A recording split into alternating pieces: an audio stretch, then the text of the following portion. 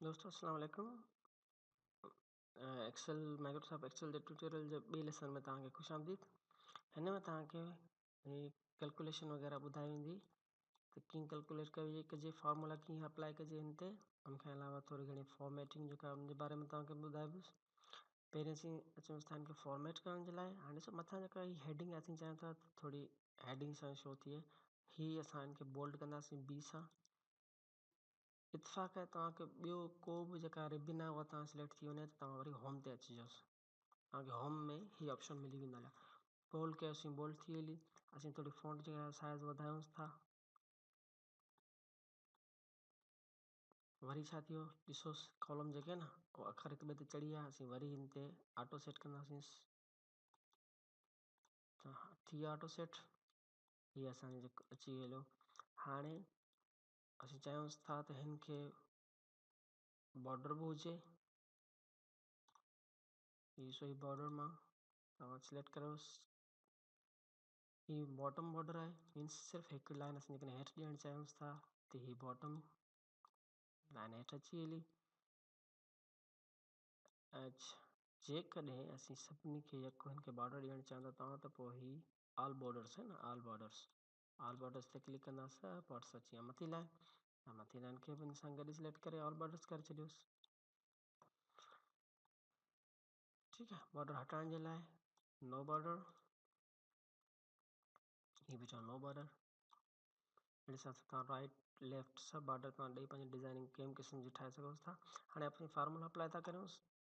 Cursor बिल्कुलु ई जेका data आहे तव्हांजो हुनजे में हेठि रखो। असीं फार्मूला असीं हिन वे में यानी कि कॉलम वाइज़ असीं अप्लाई करे सघूं था या रो वाइज़ असीं अप्लाई करे सघूं था। हिते सिलेक्ट करे हिते हाणे हिन में ॾिसोसि ऑटो सम हिते बीठो। ऑटो सम होम रिबिन में ई बिल्कुलु हिन कॉर्नर ते ऑटो सम हूंदो आहे। तव्हां हिन ते क्लिक करे एंटर दबायोसि त तव्हांखे ऑटोमेटिक कैलकुलेशन करे ॾिनी। इहो ऑटो सम हूंदो आहे जेको बिल्कुलु ई शॉर्ट वे में ईंदो आहे। ऑटो सम कीअं कमु करे थो, कहिड़े बेस ते कमु करे थो, तव्हां ॾिसो। पहिरीं ऑटो सम तव्हांखे हिकिड़ो फार्मूलो सम्झायो वञे थो। ऑटो सम जेको तव्हां रेंज आहे उन ते तव्हां बिल्कुलु हुनजे लास्ट में रखी करे ऐं ऑटो सम अप्लाई करे सघो था। हिन ते असीं करूं छा त हीअ ऑटो सम ऐं एंटर दबायोसि त असां करे ॾिनई त हिन जो पाण तव्हांखे काउंट कंदो, बल्कि सम अप कंदो त हिन जो 615 ई ईंदो ऐं हिन जो 250 ईंदो। हा, इंशाअल्लाह तव्हांखे अॻिते जेको हिन फार्मूला कीअं कमु करे थो इन जे बारे में बिल्कुलु तव्हांखे सम्झायो वेंदो। हिन में असां अञा छा कयोसींसि त क्वांटिटी टोटल असांखे ख़बर पइजी वई ऐं अमाउंट असां जेका आहे हिननि जी उहा ख़बर पइजी वई। लेकिन असीं चाहियूं था त हर आइटम जी इंडिविजुअली जेका टोटल अमाउंट आहे उहा बि ख़बर पए असांखे। त टोटल अमाउंट हाणे अच्छा डबल क्लिक कंदासीं सेट थी वेंदो। असीं फार्मूला हाणे अप्लाई करण जे लाइ तव्हां मैन्युअली तव्हांखे ॿुधाईंदो हलां। सभ खां पहिरीं तव्हां बराबरि जी निशान दॿायो, इक्वल साइन तव्हां जेको सो दॿाईंदो। उनखां पोइ सम जेको आम तौर ते इस्तेमालु थिए थो फंक्शन सम जो थिए थो। सम में तव्हां ज़रब करे सघो था, जोड़, कट, वंड, इहे सभु हिन सम में करे कबा आहिनि। सम लिखी तव्हां जेको सो छा नंढी रिंगी आहे जेको ब्रैकेट आहे, इहे तव्हां इन ब्रैकेट में तव्हां जेको पंहिंजो फार्मूला लिखी सघो था। हाणे सम लिखियोसीं। असीं छा पिया करणु चाहियूं, क्वांटिटी खे ज़रब करणु चाहियूं था अमाउंट सां।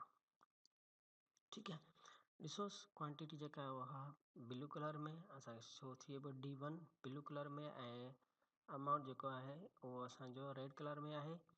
ये लिखी यादि रखो, ब्रैकेट अञा बंदि कोन कयो आहे, शिफ्ट ऐं ही ब्रैकेट बंदि कयोसींसि।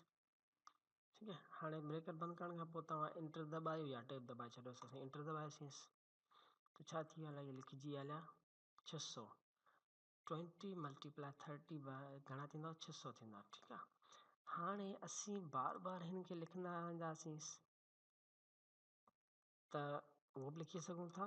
लेकिन एक्सेल इन जे लाइ असांखे आसानी जे लाइ असांखे कुझु ॿियो बि तरीक़ो ॿुधाए थो, टूल सम्झाए थो। असीं उहो तव्हांखे ॿुधायां थो, त तव्हांखे वरी बि ॿुधाईंदो हलां त कीअं फार्मूला कमु करे थो। ठीकु आहे, वरी बि साॻियो कयोसीं तरीक़ो, D5 आहे, हीअ ॾिसो D4 D5 इनखे ज़रब कयोसीं E5 सां ऐं एंटर दॿाईंदासीं। वरी असांजी अमाउंट अची वेली 70 × 50 घणा थी विया 3500।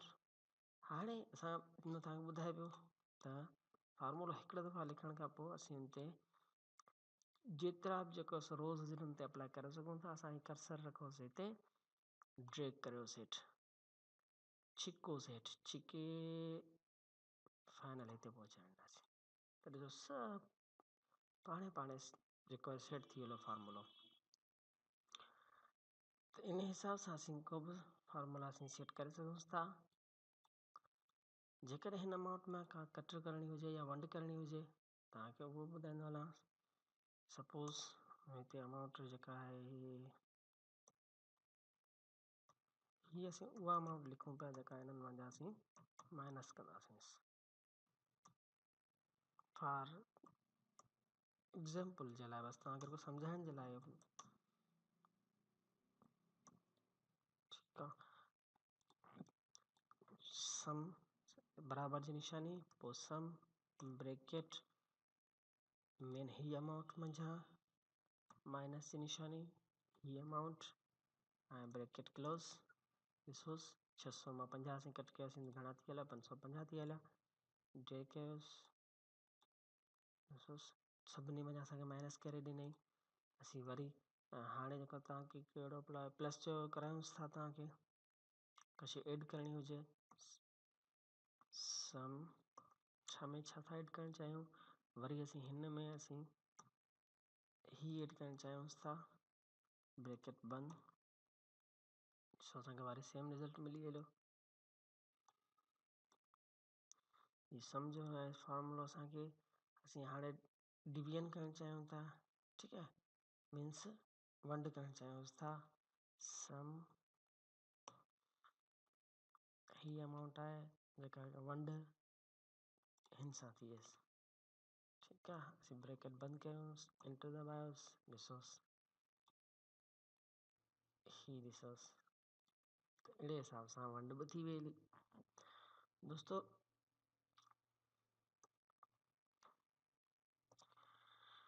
दोस्तो हिन ट्यूटोरियल में तव्हां वंड, जोड़, कट, ज़रब जा अमल सिखिया कयल आहिनि। अच्छा, हिन में तव्हांखे हिकिड़ी शइ वाज़े कंदो हलां त फार्मूला जेको आहे फार्मूला बार हीअ हिन में असांजी डेटा हर सेल जे हर क़िस्म जी डेटा शो थिए थी। लेकिन जॾहिं असीं हिते क्लिक कंदासीं डेटा न शो थींदी बल्कि फार्मूला शो थींदो।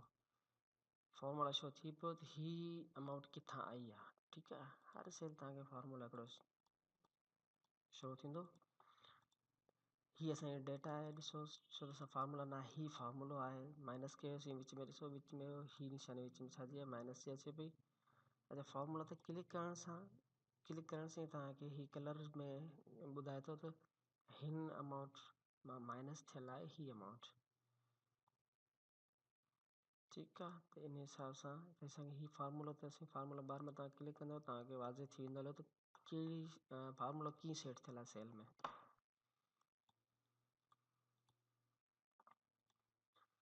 उम्मीद आहे दोस्तों ही जेको बेसिक ऑपरेशन तव्हां सम्झी विया हूंदा। हिन खां हाणे एडवांस लेवल में अॻिते नेक्स्ट ट्यूटोरियल में इंशाल्लाह